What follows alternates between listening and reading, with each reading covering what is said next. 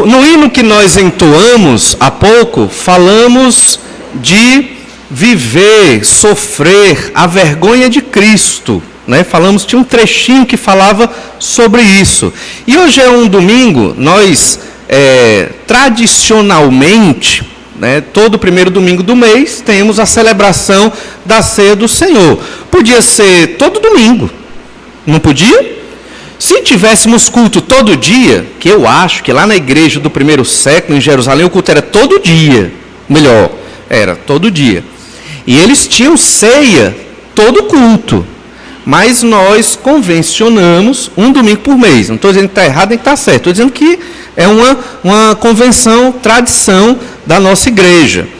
E então, ao relembrar na ceia do Senhor, do sacrifício do Senhor Jesus Cristo, um elemento deste sacrifício que não podemos esquecer é a vergonha.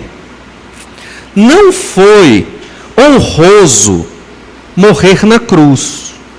Foi vergonhoso. Entendem?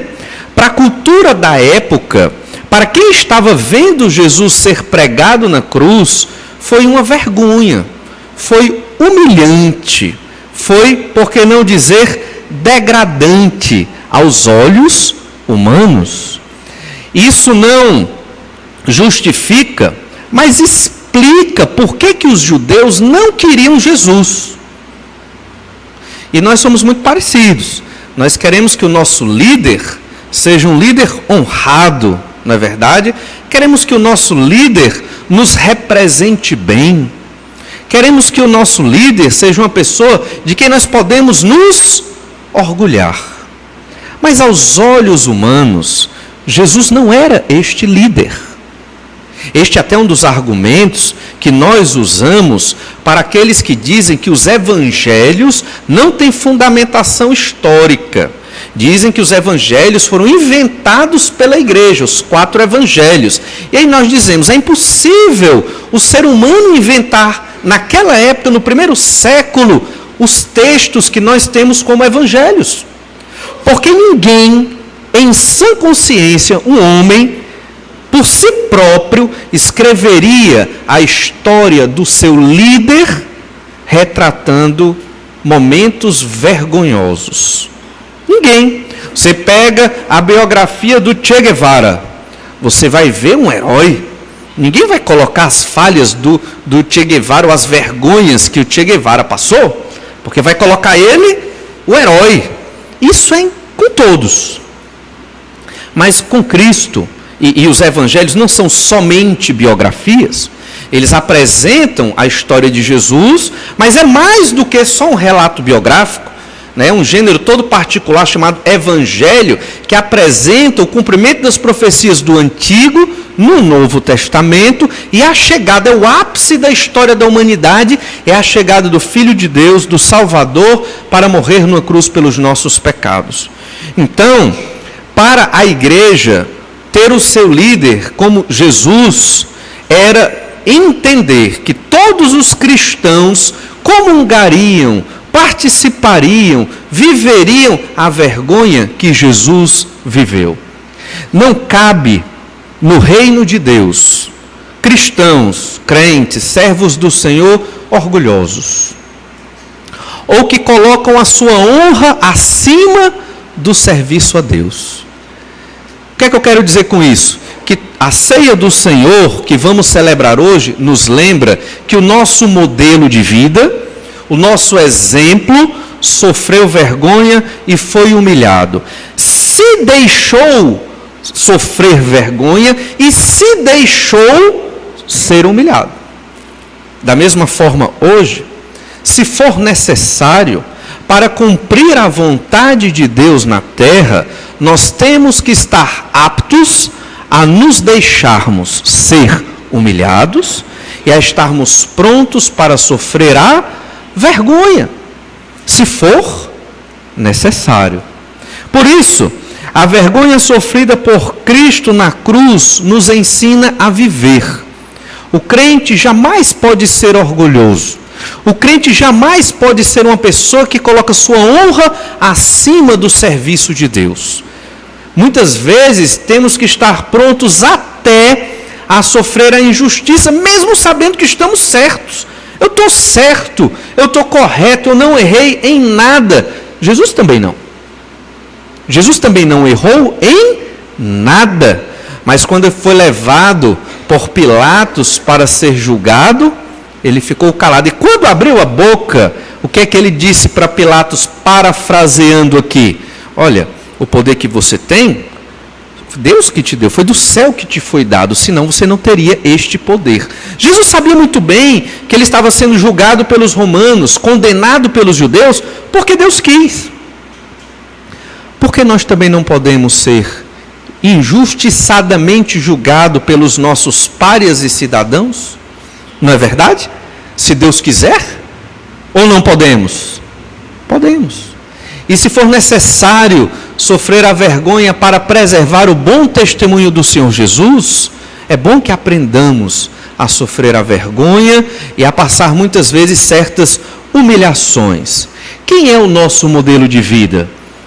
Jamais digam que sou eu, porque senão o nosso modelo de vida é o Senhor Jesus Cristo. Então, se Ele é o seu modelo de vida, a ideia é que você viva como Cristo, não olhando para o irmão que está do seu lado, porque sempre vamos ver em algum irmão ao nosso lado as falhas desse irmão. E aí vamos usar aquele discurso, olha, o irmão não faz, por que eu tenho que fazer? Se formos seguir essa lógica, ninguém vai fazer nada do que está na Bíblia, Porque se eu peco na mentira, você peca em outra coisa e outro em outra coisa, e cada um olha para os erros dos outros, chega um ponto que, baseado no testemunho do meu irmão, eu não vou ser fiel a Deus. Então, essa base está completamente errada. Você deve olhar para Cristo. Nós queremos ver 3 implicações da vergonha sofrida pelo Senhor Jesus Cristo. Primeiro, é que isso já foi profetizado desde o Antigo Testamento, que o Senhor Jesus, o Messias, sofreria humilhação e vergonha. Os judeus do primeiro século, eles deveriam esperar isso. Um Messias guerreiro, o Messias que iria reinar, ele seria envergonhado e humilhado por pecadores. Por que eles não aceitavam isso? Porque isso é divino, isso não é humano. O ser humano não gosta de que o seu líder, ele o envergonhe, ele o ridicularize. Nós não queremos que o presidente ou os presidentes do nosso país nos envergonhem. São os nossos líderes diante do mundo, não é verdade? É o nosso líder diante, não queremos. Queremos que eles façam tudo da maneira correta, que eles que eles representem bem a nossa nação. E você pode ir descendo até chegar na família. Queremos que o pai, o líder desta família, represente bem a sua família. Isso é assim na humanidade, isso é comum, isso é normal. Isso foi profetizado acerca do Messias, mas os judeus não queriam um Messias, um Salvador que fosse humilhado. Olha Isaías 53, verso 4. O texto de Isaías 53 é muito conhecido. E Isaías 53, a partir do versículo 1, já mostra o quanto o povo não queria um Messias que fosse humilhado. Olha Isaías 53, verso 1. Depois a gente vai ler o 4. Isaías 53, 1. Quem creu em nossa pregação e a quem foi revelado o braço do Senhor? Então, quem creu nessa pregação? Na pregação de um Messias que seria humilhado. Olha o verso 4. Certamente, ele tomou sobre si as nossas enfermidades e as nossas dores levou sobre si. E nós o reputávamos por aflito, ferido de Deus e oprimido. O nosso Messias, ele é caracterizado, o nosso Salvador, o Senhor Jesus Cristo, como um aflito. Passava por aflições. Ele é um ferido de Deus. Deus o feriu, o próprio Pai. Pense sempre nisso. Se Deus crucificou Jesus, por que nós também não podemos sofrer e passar por aflições para a glória de Deus? Ah, pastor, mas quem crucificou Jesus foram os romanos. Também. E foram os judeus, porque foi perguntado aos judeus se eles queriam crucificar o seu rei. E os judeus disseram o quê? Crucificam, crucificam. Também.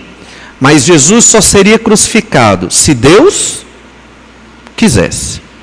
Nesse sentido, o próprio Pai quis que Jesus fosse crucificado. Por quê? Porque não havia outra forma de salvar o homem.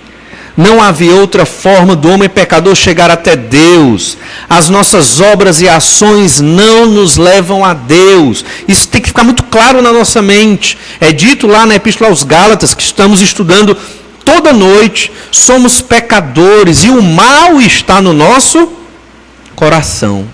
Às vezes nós jogamos muita coisa para Satanás.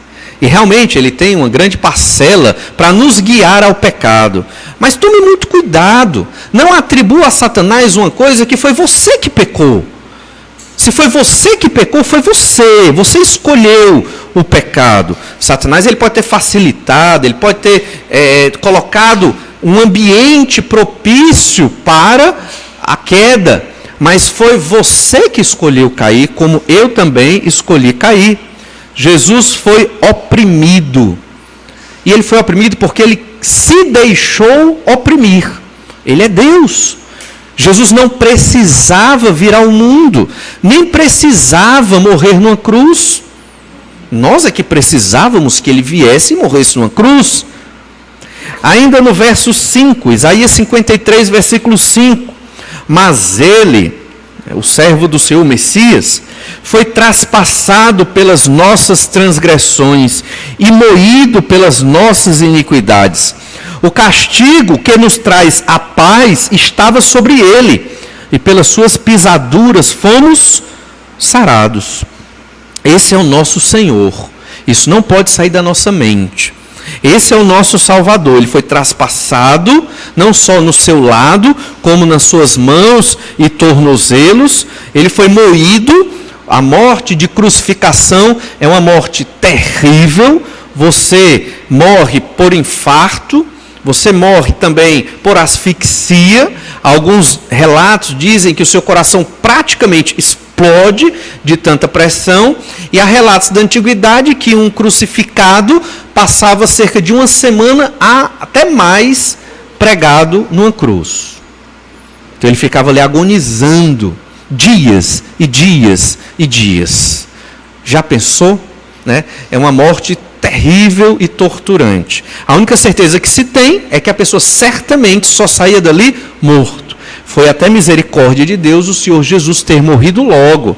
Até porque, pouco tempo antes, ele sofreu o flagelo romano. Né? 39 chibatadas, né? 40 menos 1, de um tipo de chicote, de couro, com pedaços de osso, de metal amarrado no chicote, e ele era chicoteado nas costas. Acreditava-se que uma pessoa normal morreria depois do flagelo romano. Jesus sobreviveu. Provavelmente, por ele ser Deus, o seu próprio corpo, ele era um pouquinho melhor, mais resistente, não tinha sido afetado pelo pecado, porque Jesus ele não tinha pecado, provavelmente. Mas Jesus foi traspassado, Jesus foi moído, e hoje temos paz com Deus. O que é paz com Deus?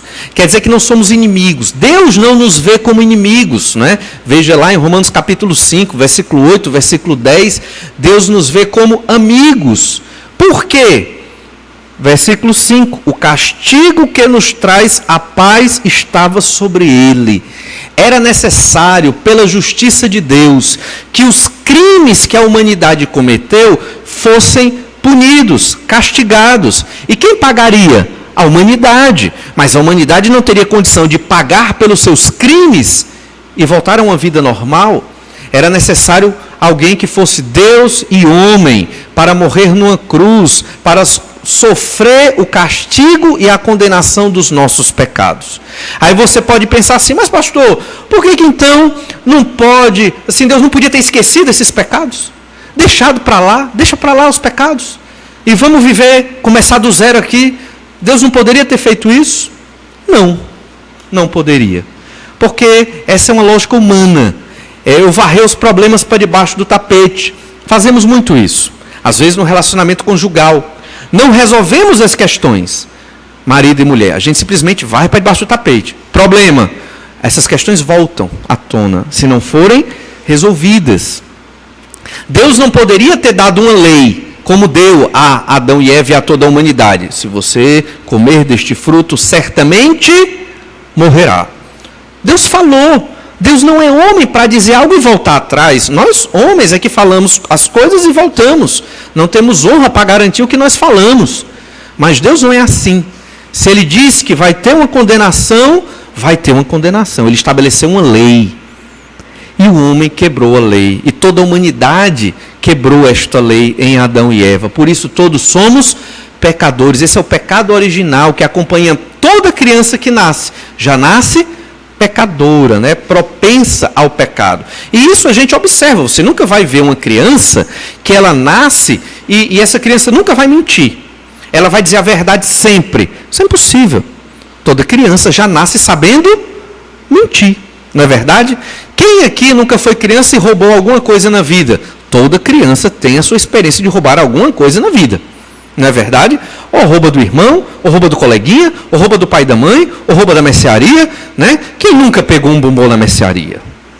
Eu não estou dizendo que é certo. Eu só estou dizendo que isso é da natureza da criança. Eu não estou dizendo que é correto. Eu estou dizendo que a criança, ela faz isso. Ah, não roubou bombom, mas roubou um tubo de cola. Não, brincadeira.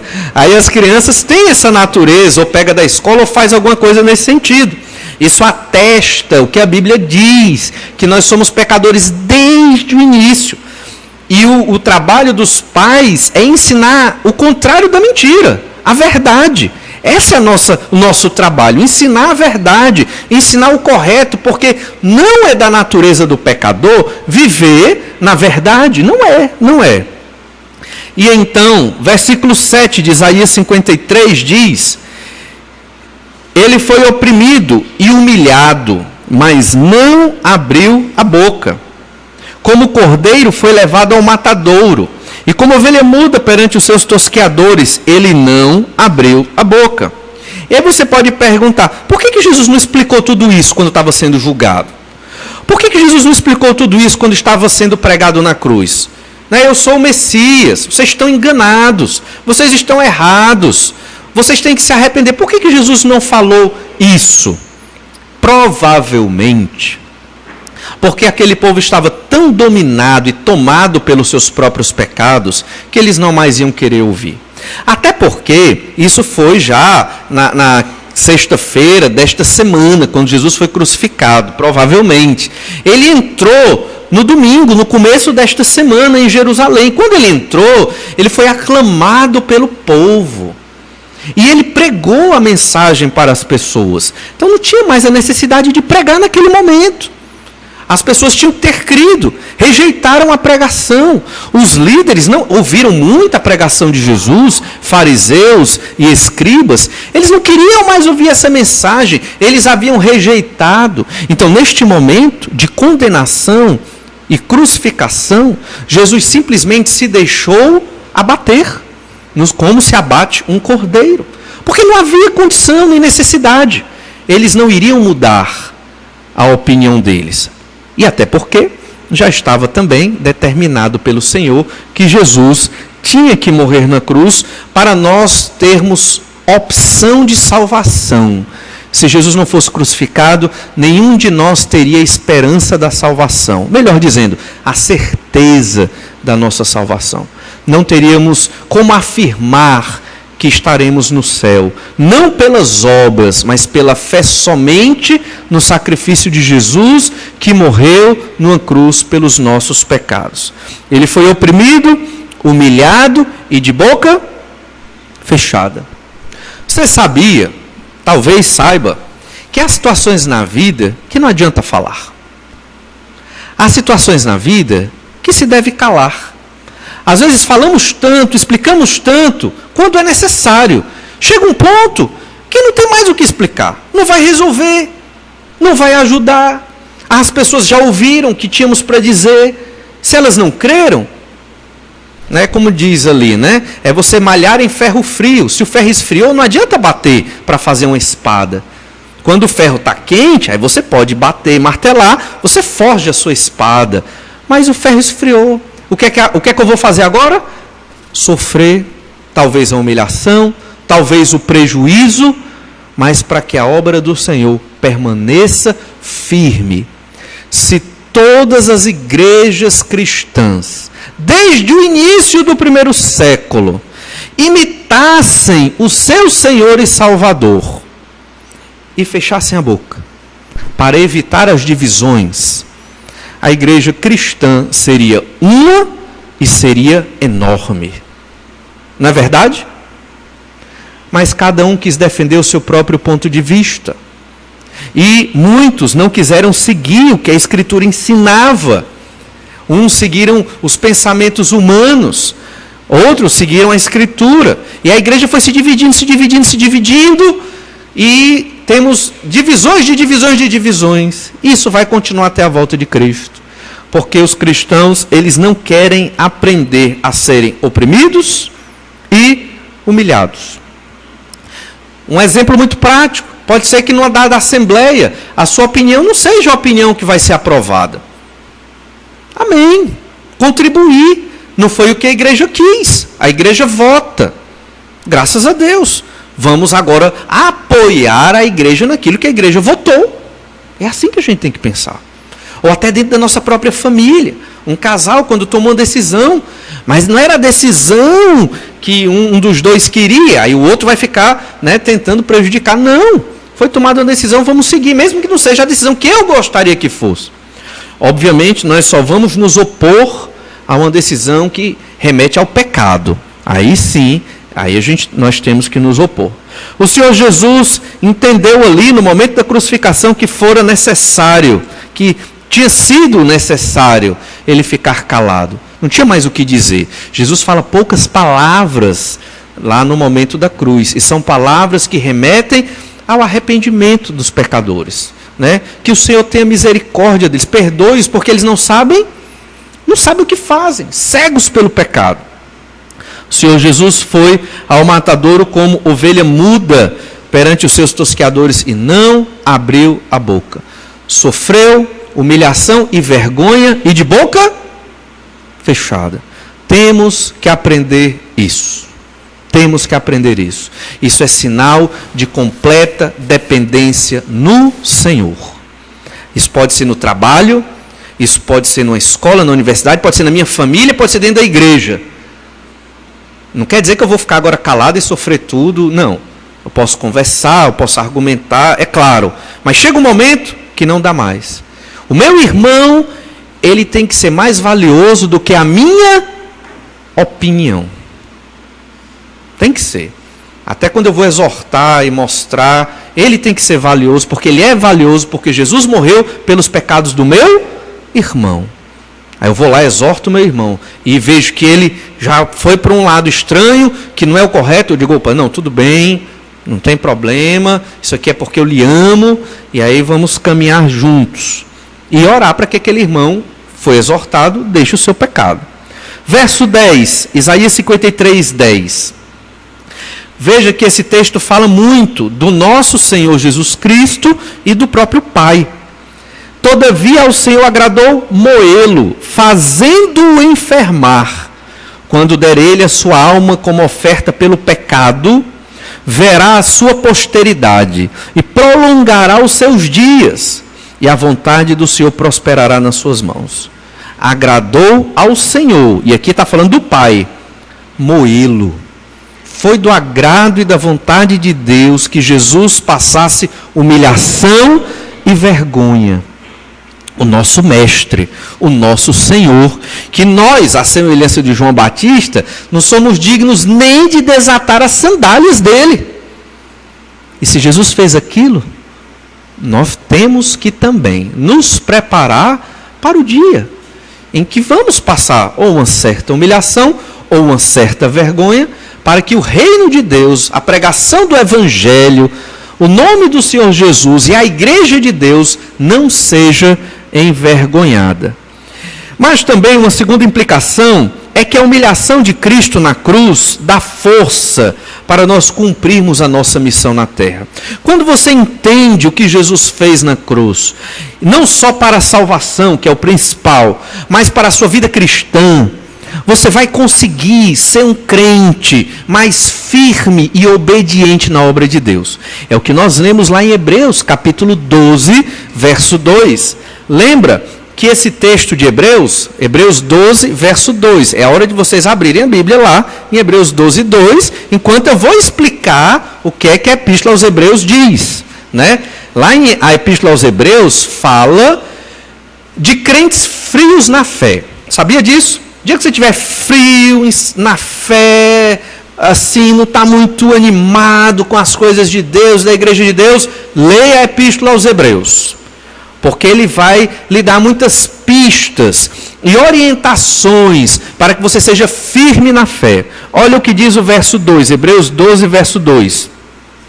Olhando firmemente para o autor e consumador da fé, Jesus, o qual em troca da alegria que lhe estava proposta, suportou a cruz, não fazendo caso da ignomínia, e está sentado à destra do trono de Deus. Considerai, pois, atentamente aquele que suportou tamanha oposição dos pecadores contra si mesmo, para que não vos fatigueis desmaiando em vossa própria alma. Esse povo aqui, crentes da igreja de Jerusalém, dispersos pela perseguição lá de Atos capítulo 8, que Saulo no caso, era um dos que estava perseguindo a igreja. Eles receberam essa epístola porque eles estavam fatigados, desmaiados na sua própria alma. Você já se sentiu cansado da vida cristã? A vida cristã, para quem quer levar as coisas a sério, é uma vida de disciplina. Disciplina em oração, disciplina para ler a palavra. Então é uma vida ruim. É ruim porque na nossa cabeça, nós que vivemos nesta sociedade, colocamos disciplina como algo negativo, né? Mas disciplina não no sentido da peia, mas a disciplina no sentido de viver uma vida bem ordenada, uma vida bem orientada, uma vida bem planejada e pensada. Deus quer que tenhamos uma vida assim, né? Mas, como a vida cristã, ela tem as suas disciplinas, você tem que ter tempo de ler Bíblia, tempo de orar, tempo da igreja, tempo de estudar, tempo de pregar o evangelho, tempo para a família, você tem que ter tempo para todas essas coisas. Se você não tem, é porque você não está encontrando, esse tempo está ali, e você tem que ter esse tempo. Às vezes ficamos cansados, fatigados, desmaiados na alma, desanimado, né? Devido aos problemas, devido a enfermidades, devido a falta de recurso, devido a muitas coisas, decepções. Isso vai minando as nossas energias. O segredo está aqui. Você tem que olhar para o autor e consumador da sua fé. Jesus, ele faz aqui um aposto para explicar muito bem quem é esse autor e consumador da fé. É Jesus. Se você olha para Cristo, você não vai fraquejar e desmaiar na sua fé. Não vai. Se você olha para mim, se você olha para o irmão que está aí do seu lado perto de você, provavelmente vai. Porque você vai encontrar falhas, vai encontrar defeitos e vai usar as falhas do seu próprio pastor para justificar as suas falhas. Nem o pastor faz isso. Vou dividir. Nem o pastor Jaime faz também. Nem o pastor Bruno também faz. Tem 3, né? Dá para dividir o peso, né? Então, por que eu vou fazer? O bom de ter 3 pastores é isso, né? Você divide a carga com os outros, né? Mas é verdade. Sabe por quê? Porque nós puxamos do catolicismo o sacerdote praticamente impecável, né? Pedro era o líder dos apóstolos. Ficou claro quantos vacilos Pedro cometeu, inclusive o de ser racista. Está lá, vimos isso em Atos capítulo 2. Pedro, né, o príncipe dos apóstolos, não é verdade? Todos somos pecadores, e se formos nos mirar uns nos outros, vamos nos decepcionar. Segredo: olhando firmemente para o autor e consumador da fé, Jesus, o qual, em troca da alegria que lhe estava proposta, suportou a cruz, não fazendo caso da ignomínia. Palavra complicada, quer dizer o quê? Vergonha. Jesus passou vergonha. E olhe, provavelmente, pelo que os arqueólogos apresentam, que estudam os crucificados da época do Império Romano, eles não eram crucificados vestidos. Eles eram crucificados nus, completamente nus. Veja que vergonha o Filho de Deus passou para que eu tivesse salvação, para que você tivesse salvação. A ceia do Senhor tem que nos lembrar isso, para que nós não venhamos com aquela ideia: estou com sono, não vou para a igreja. Como? Isso é um absurdo. Jesus, ele fez tudo o que ele pôde e tudo o que ele tinha para estar morrendo numa cruz pelos nossos pecados. E nós, o que nós fazemos? Temos que aprender a sofrer a vergonha de Cristo. Entende? O mínimo, temos que aprender, porque senão, irmãos, não seremos verdadeiros cristãos. Estaremos sendo como aqueles fariseus hipócritas que estão sempre ali, né, na igreja, entoando e cantando hinos, mas não vivem como o seu Cristo, o Senhor Jesus. Essa é a verdadeira religião, é viver como Jesus viveu.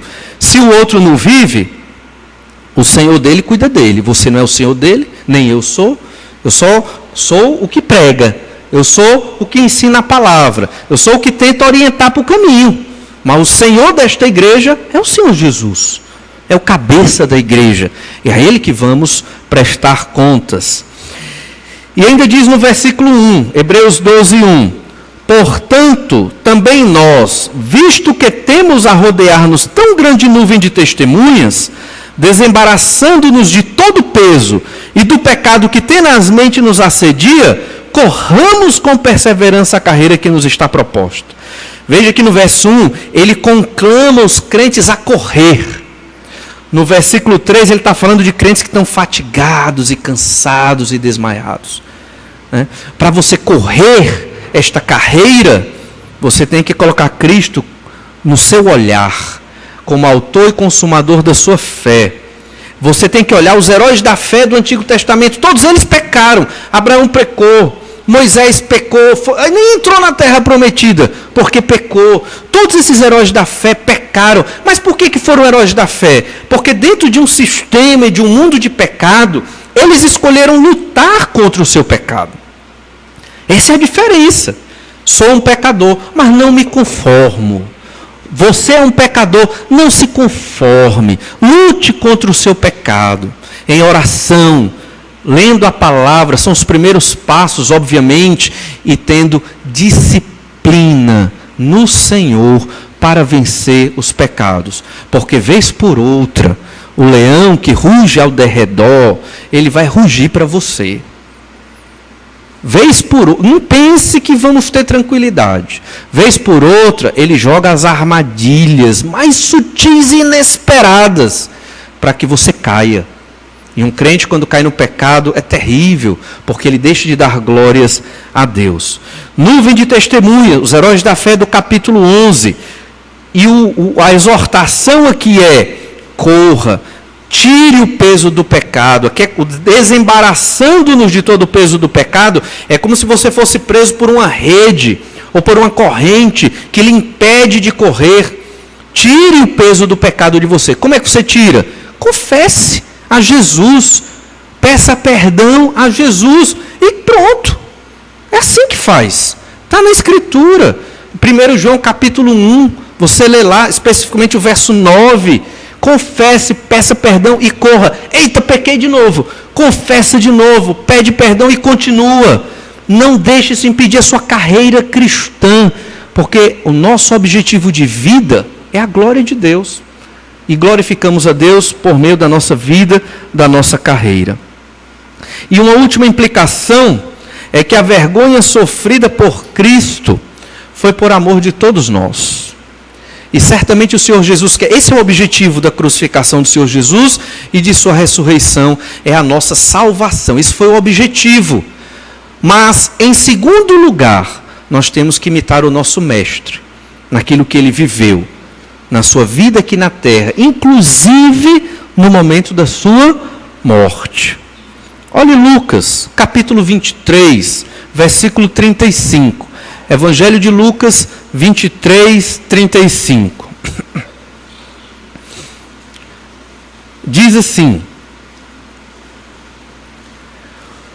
o povo estava ali e a tudo observava. Ao mesmo povo de Jerusalém, que viu Jesus entrando no início da semana.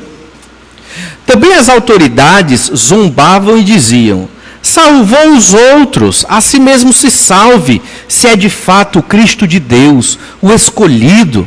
Igualmente os soldados o escarneciam, e aproximando-se, trouxeram-lhe vinagre, dizendo: se tu és o rei dos judeus, salva-te a ti mesmo. Olha que zombaria. Eles pediram para o Salvador salvar a si mesmo, né? Falando mal do Senhor Jesus Cristo. Isso eram piadas envolvidas de risadas, escarnecendo a Cristo. Imagine o que Jesus estava fazendo ali. Se fosse eu estaria com muita raiva e eu já estaria respondendo a cada um deles, provavelmente. Mas Jesus os olhou, ou melhor, os enxergou como o Pai enxerga. São pecadores, cegos, perdidos. Quando alguém nos humilhar ou nos prejudicar, temos que olhar com estes olhos. São pecadores, perdidos, sem o Senhor. Eu não vou prejudicá-los mais. Eles já estão no inferno. E eu ainda vou maltratá-los mais? Eu tenho que ser aquele que leva a paz de Cristo. Ou seja, um relacionamento pacífico com Deus. Muitas vezes, irmãos, é melhor nos calarmos e sofrer o dano, para que Deus seja glorificado na vida daquela pessoa. Aí você ora por ela. Eu gosto de fazer experiências e testes na vida cristã. E um deles eu percebi isso. Às vezes quando a pessoa nos maltrata, aí você tem a vontade de reagir, você cala e deixa a pessoa maltratar. Aí você ora e você encerra por ali aquela conversa. Foi alguma palavra agradável. E ora por aquela pessoa. E trata bem. Você vê ela de novo outro dia, você trata bem, você dá um presente.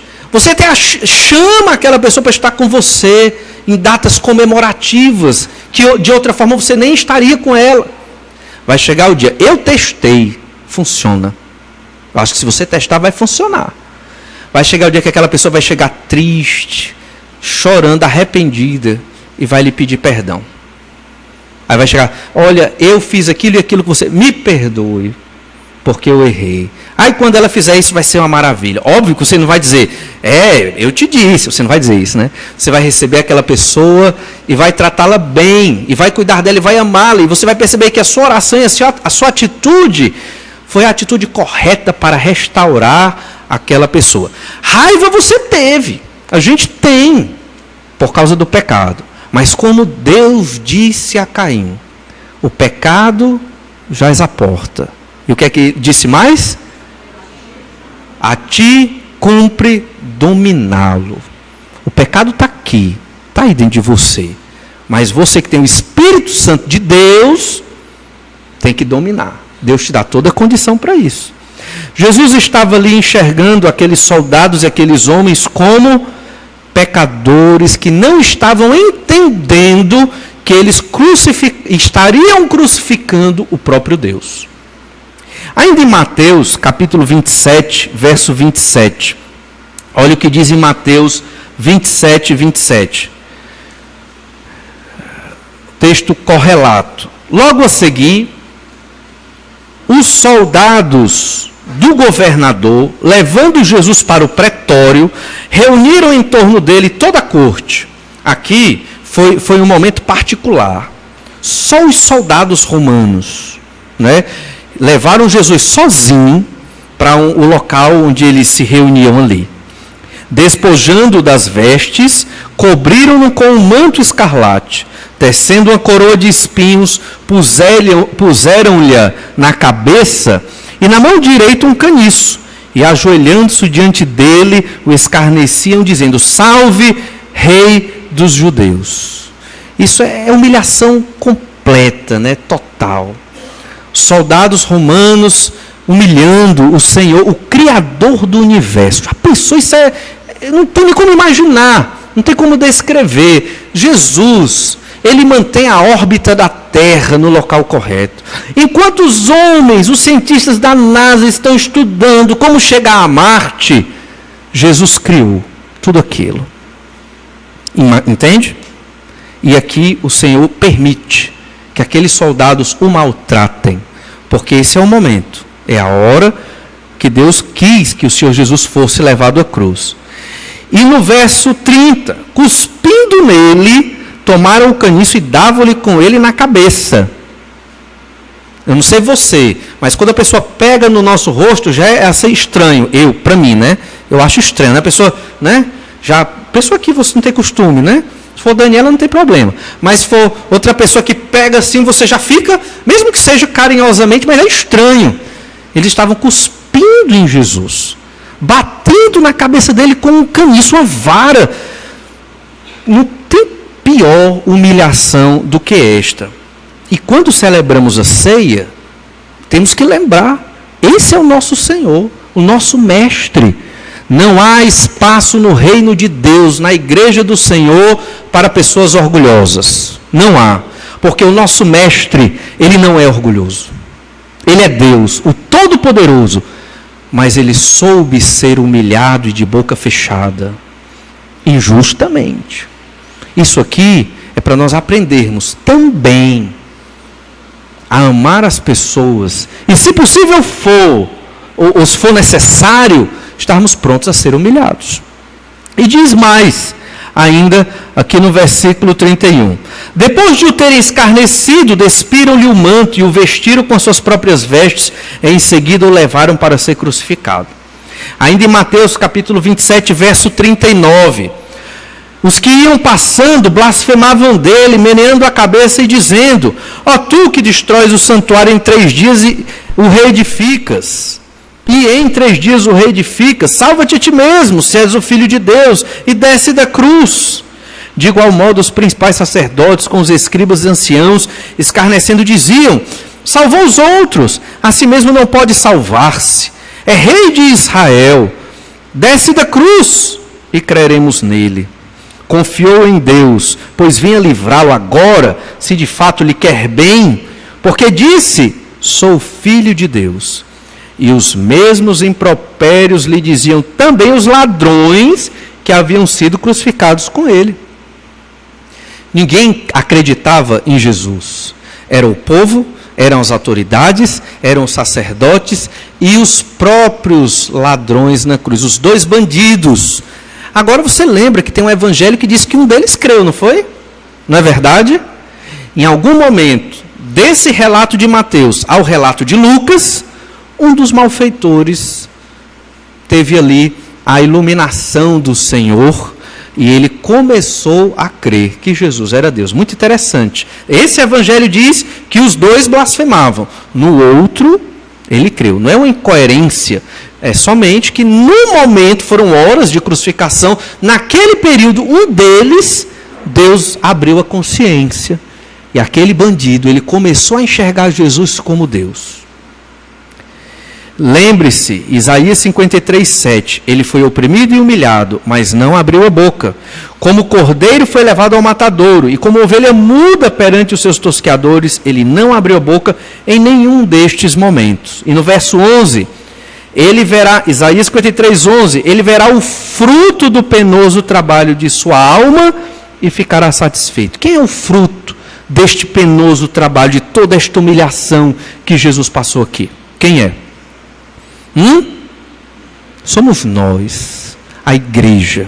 Somos o fruto deste trabalho de Jesus lá na cruz. É baseado nisso que nós temos que entregar toda a nossa vida a Jesus, sem reservas. Sem reservas. Tudo. E quanto mais você pensar o que é que falta eu entregar, você vai perceber algo na vida que ainda precisa ser entregue a Cristo. Os nossos horários, o nosso lazer, a nossa saúde, nossa inteligência, nossa força física, nossa fidelidade, nossa agenda, os compromissos, tudo tem que estar aos pés do Senhor Jesus. Se sobrar tempo, eu faço o resto. Mas primeiro, o Senhor. Não consigo entender como os crentes colocam certas coisas na frente da obra do Senhor. Porque a obra da igreja é a obra de Jesus. Não é a obra do pastor ou dos pastores da igreja. Não consigo entender como nós, crentes em Cristo, colocamos coisas tão banais na frente do servir ao Senhor Jesus Cristo. Eu não entendo. E eu não quero viver desta forma, e luto para não viver desta forma, e espero que você, que foi comprado pelo sangue de Cristo, lute também. Porque esse é o nosso Senhor. E o fruto deste penoso trabalho somos nós. Somos a obra do sacrifício de Cristo na cruz. E Ele há de completar a boa obra que Ele começou a fazer em nós. Mas tem um elemento que depende de nós. Não é na salvação, não é. Mas na santificação tem um elemento que depende de mim e depende de você. É um elemento muito simples. Se chama querer. É só isso. Queira. E o Senhor certamente fará o resto. A vergonha sofrida por Cristo na cruz, ela nos ensina a viver como cristãos, como crentes, segundo a vontade de Deus. A ceia do Senhor que vamos celebrar já já nos lembra isso.